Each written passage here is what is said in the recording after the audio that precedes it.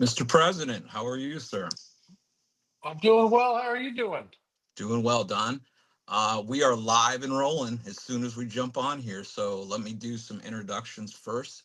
Episode 13, Monday evening tea time with Brendon Elliott. We have a very special guest, and people probably won't believe me when I say this, but happy President's Day to the president of the president of the PGA of America, the 44th president, Don Ray. Welcome. Thanks for having me. Yeah, it is President's Day. I didn't even think about this. My first President's Day as president. And how fitting for you being the guest this week. That's awesome. Um, Again, welcome. Where I've started with all my guests, previous guests, all PGA members in this first season, is getting that origin story. And it's a three-part question. So, when do you first remember ever picking up a club? When do you remember starting to get that passion for the game, getting bit by the bug, and who were some early influencers in getting you into the game? Well, definitely my dad. He took me to the golf course. He gave me that Ben Hogan book. I mean, and you remember that Hogan book too? It had so many good illustrations in it, so you didn't have to read the Yes. whole thing. You could just see his grip, ball position, the swing plane, things like that. But he gave me that book and took me out to the range. I didn't like it too much, to be honest with you. I was so wrapped Okay. up in baseball, and I was about 8 years old, and I remember him kind of planting the seeds, but I didn't really play much. He was tending to play with his buddies too. It was just that was Yeah. kind of the way it was back in the day, right? And then Brendan, man, I got to high school, and all my buddies wanted to go play, and I was just kind of good at it right from the start. I mean, I don't even know if I shot over 100 maybe one time.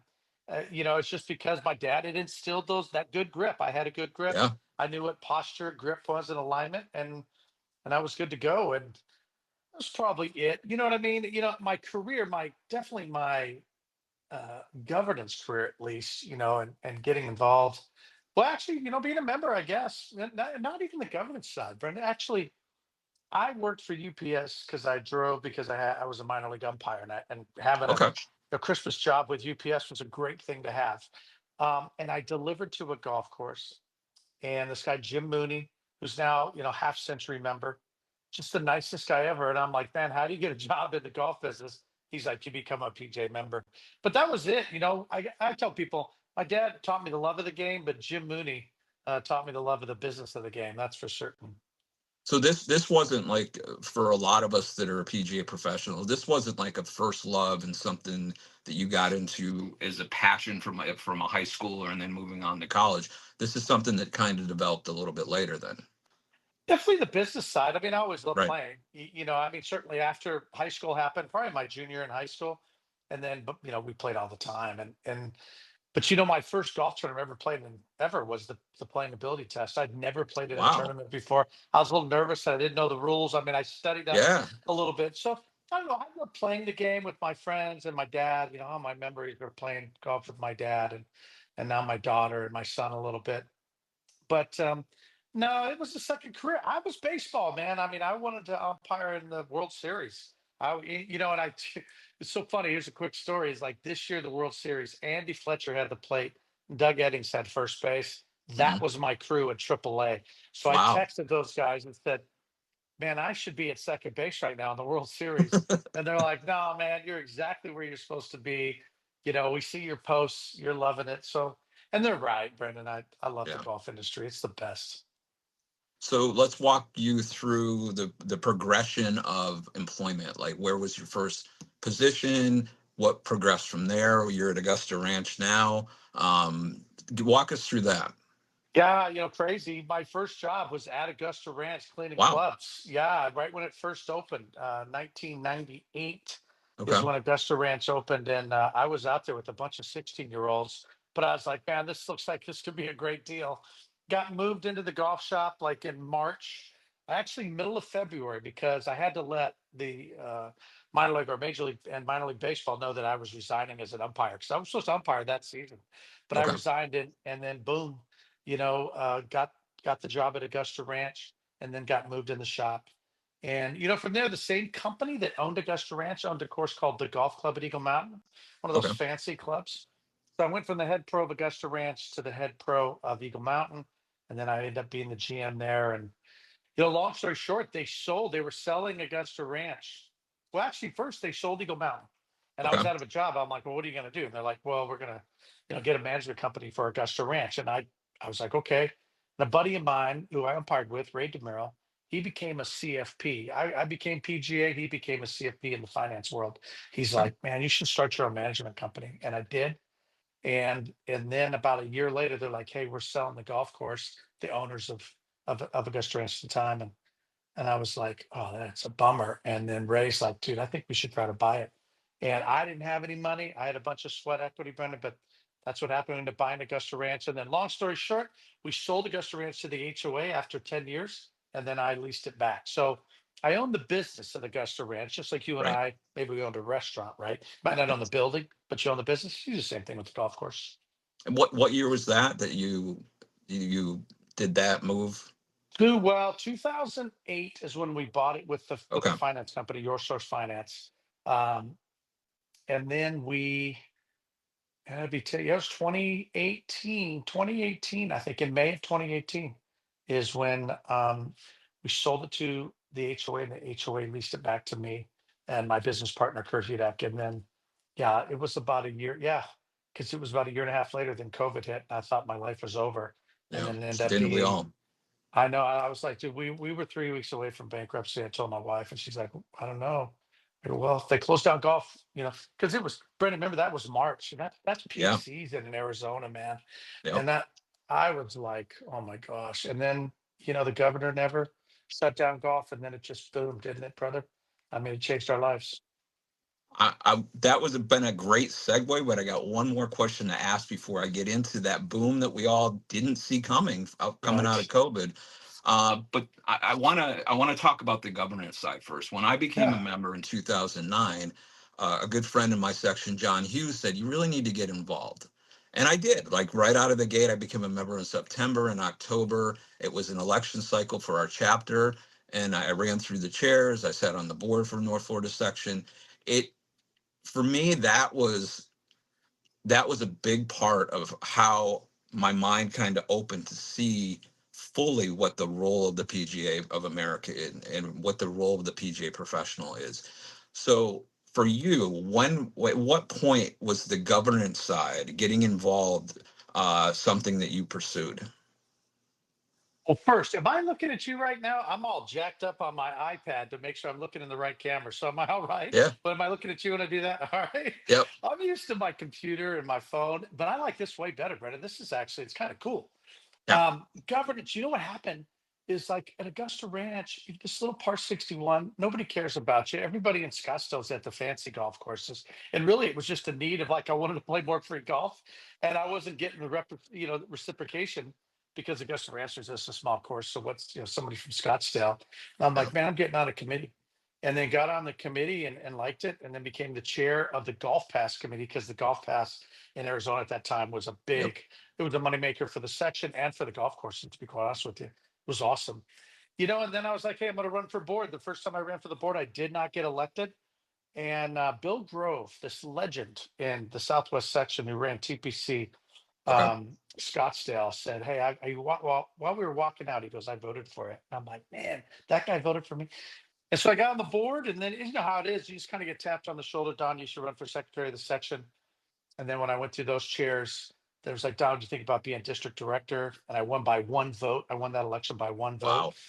And then Scott Ashworth, who's in Hawaii, at the end of my 4-year board cycle, 1 year as a shadow, 3 years as regular. Um, Scott's like, hey man, you think about running for secretary of the PGA of America? And I'm like, wow, no, I mean, you think about it, but I think it's one of those things you want somebody to tap you on the shoulder. Because Right. if it's about you, you'll lose, you'll go down in flames. I mean, you got to do it the right way. So I was like, well, if more people start to ask me, then I will. And so, yeah, it was great. It was, I've loved every minute of it. I've met so many people. Yeah. And that's, like you said, like a John Hughes just taps you on the shoulder, says, get involved. The You had mentioned about COVID. And again, that's something, like I said, that none of us really would have ever imagined coming out of that, the fear that we all had in those early months, that golf would significantly boom from that. So from that, we've seen this spike in play. And I think people rediscovered, because golf was considered safe at the time, they rediscovered a passion that a lot of them had probably lost because of busyness and lifestyle. My question, what do we need to do? And this is one of my fears of, living through that downturn that we had during the housing crisis.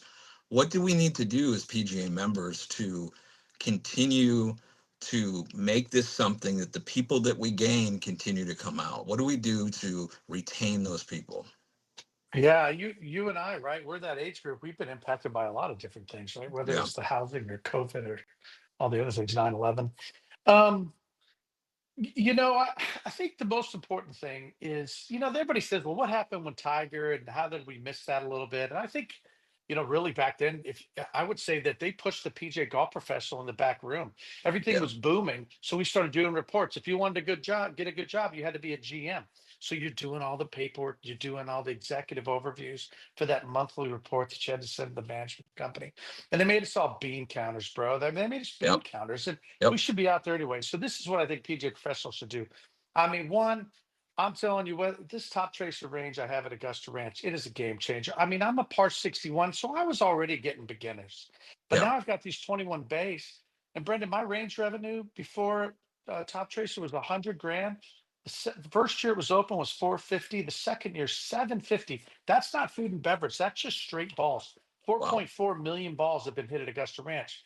This isn't the same guy hitting an 8 iron. This is families doing it together.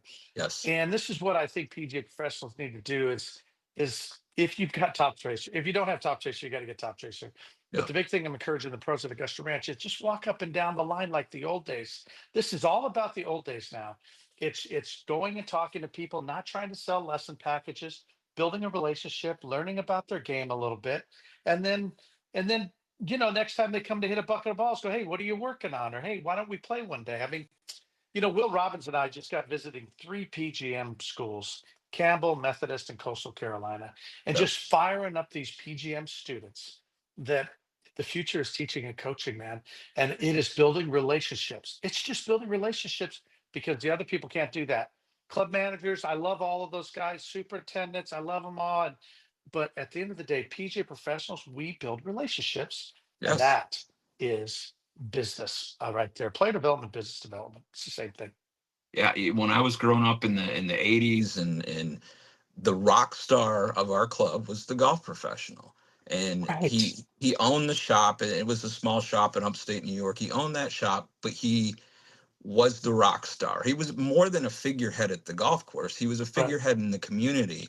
And like you said, a lot of professionals kind of get pushed back into that business side of things, which is important.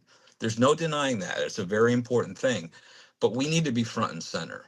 The top whoever the top PGA professional at your facility is needs to be front and center. They need to be running their PGA Junior League programs. They need to be going up and down the tee, like you said. That is what's going to resonate with people. I'm so glad that you said that is the answer of what we need to do to retain people. We have to, it's the entertainment business. We knew that as kids growing up. We went to the golf course to be entertained, and that's what it takes. Exactly what it takes. So we just got to get them on the golf course. I think Yeah. that is important, man. I mean, it's all part of somebody getting better. But I think about, man, how many sports out there where the coach never sees the student play the game? There's Yes. not many. I mean, I can't imagine when I was coaching Katie's softball team, the next practice was the things they did wrong while they were playing, right? Right. They didn't hit the cutoff man, didn't lay down the bunt, first to third drill, always the same thing. And the next practice, we would do that. And I tell everybody, why are we practicing this? Because this is what you did in the last game, and we want to get better. If you're Right. not playing golf with your students and assessing their game, then how are you really checking to see if they're getting better? You can't learn golf. You can't learn baseball in a batting cage, and you can't learn golf on a driving range. A good teacher coach is using all the stuff you guys have and Yep. relationship and getting on the golf course and evaluating things and taking pictures of not good swings, but actually good plays that they had into that green, reminding them, like, remember when you hit that little flighted down half wedge? Way better than bringing it down the chimney with your Yeah. sand wedge, and reinforcing those positive things. But got to get them on the golf course, brother. We really do. Yeah, and you had mentioned technology, the top tracer range. I'm seeing them pop up all over where I am here, just north of Orlando. That is a big part of this, what we're doing to continue to move the game forward. In talking about technology, the app that we're using right now is called Golf Live. It's a patented technology. It's very similar to what you would use on FaceTime. But one of the cool things, and we're going to do this at the very end of the show, is bring up a video. But I have some students I work with remotely on here, and I got a couple kids up in upstate New York. I'm near Orlando. And I literally am walking the golf course with this young man as he plays, and I'm capturing swings in real time. And I'll say, whoa, whoa, whoa, whoa. Here's what happened on that shot. This is why you bladed it and went 30 yards over the green. And I can play it back for him in real time and do all the analysis. That's fascinating.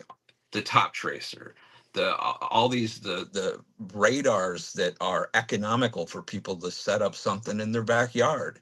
The game is moving very fast, but in a very positive way. So what are your feelings on technology beyond the top tracer, which you already proven that that's an important part of going forward?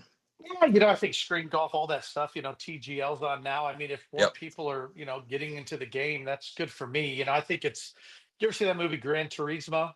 It's a Yes. true story where they got the gamer and he became an F1 driver. I believe Yeah. that's going to happen. Why Yeah. can't there be a kid who's hitting into screens, gets really good? It's like a video game and then starts to move that onto the golf course. Why is that not possible? I think it will be possible.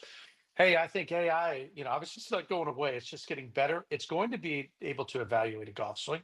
It's going to be able to do these things. And it's going to suggest drills. So if you and I are filming videos of this is the drill I want that app to show to my student, then why wouldn't it be part of that? But I think, I told the kids, I was at the PGM University Championship last year, and I said, you know what? Chat GPT wrote this speech. And I'm going to read it to you guys because AI is everything. And I said, but I told Chat GPT, add a joke to the beginning of it. And it wasn't a good joke. I said, add a funnier joke. And it did, right? And so, all right, kids, I'm going to read this joke that AI, Chat GPT, told me to read. And Brandon, I read it terribly, and nobody laughed. And I said, because that's the future, bro. Technology is going to write stuff for you, but we deliver it. The PGA Correct. Professional will Yes. never be replaced because whatever they give it, when we are high fiving and chest bumping and knowing if they're kinesthetic or audio or verbal learners, these are all things that when we build a relationship and they text us to say they shot 79 for the first time, those wins, that's coaching. And so I don't mind AI. I don't mind technology. It just gives me, I'll tell you what, I hate writing emails. And if Chat GPT can write an email for me so I can go hit balls for 15 minutes, Yep. that's what I'm using Chat GPT for. If it can save me time for writing because I hate it Yep. and I can hit more balls or get more lessons, I'm in. I am in. You had mentioned relationships, and that's the other key ingredient. Is this is a relationship business. I had mentioned entertainment, but it's definitely entertainment. And I've actually, my on the coaching side of what I do, I've scaled down the number of students I have so I can be more personal, have more of a Right. relationship, and make it more of an extended family type feeling. That's it. To me, that's everything. Is a coach, is having building those relationships, and not just with the golf, but I work with teens. You have to be cognizant of what's going on outside the golf course in order for them to be successful on the golf course, right? Oh man, when I coached softball, this guy told me, he said, listen, when boys play good, they feel good. When Yes. girls feel good, they play good. Because Yeah. that's why music or whatever, it's just the kids are different. And you're right. I think the coaching relationship is critical. One thing, man, I've been thinking about lately is, Katie played club ball, right? Hmm. Oh my gosh, $350 a month. Every other weekend we were out of town. And it was, that's what we paid for. It was starting to pay more for different tournaments and stuff. Yeah. But I did because that covered all her practices, right, for the month. And then if she wanted to, hit better, who gave her the hitting lesson? The head coach. That was an extra $80 an hour. Yep. And then, oh, she wanted to pitch. So then who's the pitching coach? Boom, that's another $80 an hour. And I really looked at that, Brendan. I'm like, I see some coaches going to that model, and it makes perfect sense because parents are used to paying a monthly fee for a lot of practices, Right. paying into for individual lessons when you need that extra, attention. And I think that's what I think the future is too. It could be building these practices so people can come in and out of your practices whenever they so choose, Right. and then you take them on the field and you play with them, and then you know to do the one-on-ones when they need it. Man, it seems very successful. And then integrating technology, of course. But as you said, you've got to have the way of delivering it, to having that relationship with them. The last thing I wanted to talk about, and that would lead us into looking at Captain Keegan's swing here, Yeah. Ryder Cup. It's going to be an awful exciting Ryder Cup this year up at Bethpage Black. Um, I think it was brilliant what the PGA did in bringing Keegan in. In my opinion, I think he's going to kind of light a fire that we haven't really had in the past. Being one of the younger guys ever to coach, but he's probably got a good shot of playing his way onto the team. Uh, what was part of the decision making of not only bringing Keegan on, but also having John Wood as kind of the guy that's going to play an integral part in the success of the U.S. winning the Ryder Cup this year? Yeah, hey Ben. Yeah, when you're a vice president and now I'm president, you sit on the Ryder Cup committee, right? So Yep. it's the president, the vice president. It was the CEO at the time, so now it's Derek Sprague, past captain Zach Johnson, and then Justin and Jordan, right? Were on there, and it was interesting. After Tiger said no, and the reason we hired John was, just to help out the captains. Zach had told us, man, there's a lot of little things I had no idea. Kim was real busy, his wife. And so Mhm. we're like, hey, we can hire somebody. We whatever makes it the best chance to win. Right? We want to win. We're Americans. This is a great thing. And so the committee, once Tiger, because he had so much going on, because he was working with the tour with the whole live and piff headache, Mhm. and he just finally tapped out and said, guys, I can't do it. And we're like, it's okay, buddy. I mean, we totally get it. You're going to be a Ryder Cup captain someday. For And sure. then, Brendan, we started from scratch, man. We took that list and we started asking Jordan and Justin, like, who are you looking for? And they wanted some younger vice captains too, because those are the guys that they connect with. And if you see the vice captains that Keegan's been picking, they're younger guys. Yes. And then after they said that, we're like, well, what kind of captain would pick younger vice captains? We started rattling through names. And then Keegan's name came up. And it was like, played college golf there. His dad's a PGA golf professional, didn't unpack his trailer, and conducted himself very well. The media tried to get him to say negative things about not being on the team, and he would not go there. He was Nope. obviously upset because we love the man. He's got a lot of passion, but and I'll tell you what, through the month of November, as he and I were talking, because the PGA was going to increase that money, that goes to charity. Man, he's so passionate about winning, man. He goes, I'm so pumped on, because he gets it. So yeah, he's going to be amazing. I can't wait. Already spending time with him, he is locked in. And I'll tell you a little personal story. I've gotten to know Mark, his dad, quite a bit over the last Oh, couple of really? years. But when my nonprofit, my youth to golf nonprofit, we had a situation about 8 years ago where our trailer with all of our equipment was stolen. Oh And no. the first person that stepped up to help us was Keegan Bradley and his father. And they wrote a sizable check to help us get back on our feet. And I'll never forget the kindness that I saw from the Bradleys. Just unbelievable. He's such a down to earth young man, and his father's phenomenal too. I love Mark. Yeah, even when we called Keegan and said, "All right, we think we got to figure it out. We want to go 300 grand to charity, 200 for a stipend." It's just so the players they can decide which, whatever they want to do. It'll give them a moment, right? I mean, if you Right. can't say no, your yes doesn't mean anything, right? So, I mean, we gave him an opportunity, and Keegan's like, "I love that, and I'm giving it all to charity right away." You'll see, Don, as soon as that press release comes out saying you guys are doing that, I'm going to come out that second saying I'm giving all mine to charity. And I'm going to say, "Oh, wow, that's great." So yeah, just that's we're all servant leaders, aren't we? PGA golf professionals, almost too much. We give all our stuff away for free. It seems Yeah. like, but that's okay because we love it too much. We just love the game. So let's switch gears here. I'm going Yeah. to bring up a video of Mr. Bradley.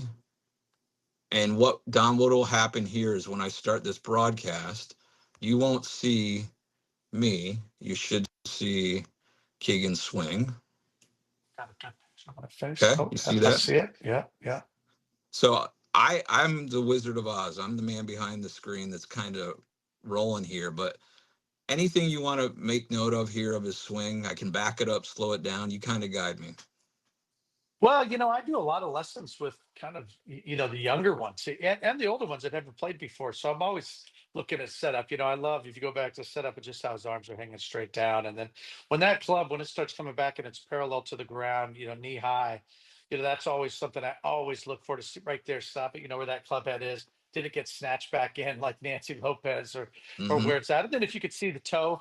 making sure that thing is Yep. kind of lined up with the spine angle. I always dug that. And then top of the swing, for a lot of my students, one, isn't it amazing stuff right there? Like how good you get watching fast swings of where the club face is at the top. Like you tell your buddies, Yeah. dude, club face is wide open at the top. Like, how could you see that? It's like, well, you just get better at it. But this is a good one, right? Because you can kind of see. I love that triangle right there. I know a lot of people are going to flatter swings, but those Yes. elbows lined up right there, that is, I like that spot. I always have. And then obviously you stroke. It's I'm just, with you. it's I like when players get a little bit higher, get up over that shoulder with that lead arm because it allows them to kind of shallow it out and come from under on the downswing. So right. And then, I was telling the kids at the PGA of University, stop it right there, that, back in the day when Golf Digest had those printouts of the swing sequences, that's how we did it yes, in the old days, yeah, right? Everybody had their binder because we cut them out of the magazine.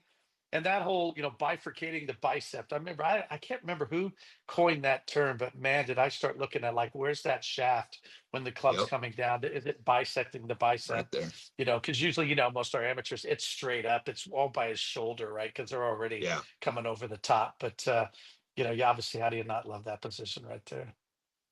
And tall guy too, got a good deep end, but it's not like a lot of amateurs where the shoulders get all rounded and their arms aren't hanging down. It just shows you a guy who's tall, has got really long legs, still can That's have an the thing that's athletic kind of position. unique. That's the unique thing I think with Keegan is how down he is for being such a tall guy. Right. And I don't know, I've heard opinions that maybe it's because when he was younger he had shorter clubs because he was a little bit taller of a kid. Whatever the case may be, the thing that I find impressive with him having such a significant knee bend is how steady he keeps his spine and stays in his posture. Yeah, right. I mean, remember when Tiger, all of a sudden, when the video tools started coming out, Tiger was doing the backside line, and that Yeah. became really popular. Everybody was drawing that backside line, and man, I drew it on my swing, and I was terrible. I moved my butt in, I hunched over my shoulders, and I was like, "Oh my gosh, I gotta get." But isn't it amazing? Like right there with Keegan, yeah, long legs, and he's still. If you had that backside line, he'd be dialed on it. Yeah, it always looks easy on television. Yep. I'm going to leave you with this, and this is a Yeah, question I've asked all my other guests. yeah. We've been in I've been in the business for almost 30 years. You've been in the business for quite a while. Yeah. It's not the easiest sometimes. There's been a lot of ups and downs over the last 20, 30 years. What keeps you passionate about being a PGA professional and in the role you are as the president of the association? What keeps you passionate? Yeah, I think it's just being a green grass guy and seeing the impact on families, obviously on veterans. You get a hug from a veteran after he gets it airborne. He's Yeah. not thinking about killing himself anymore. I mean, that's an amazing thing. I think that it's every all the kids talk about work life balance, and I get it, man. I mean, I Yeah. we probably work too much, but I tell the kids, is it your work life balance or is it the balance of your life's work?